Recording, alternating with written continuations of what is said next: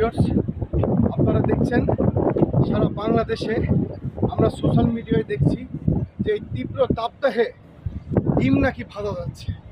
সেই উপলব্ধিতে আজকে আমিও আসছি। এই তাপদাহে কি আসলেই ডিম ভাজা যায়? ভিউয়ার্স, আজকে চুয়াডাঙ্গার সর্বোচ্চ তাপমাত্রা রেকর্ড করা হয়েছে 42.7 ডিগ্রি সেলসিয়াস। ভিউয়ার্স, আপনারা দেখুন, আসেন ক্যামেরাটা এখানে নিয়ে আসেন। আমি আধা ঘন্টা ধরে এই কড়াইটি এই রোদের মধ্যে দিয়ে গেছি। এখন দেখবো আসলে কি ডিম ভাজা যায় কিনা। দর্শকরা ভালো করে দেখান। কড়াইটা আমি আধা ঘন্টা ধরে এখানে রেখে গেছি। এখন ভরসা, দেখি হয় কিনা। ভরসা করেই দিলাম। ভিউয়ার্স,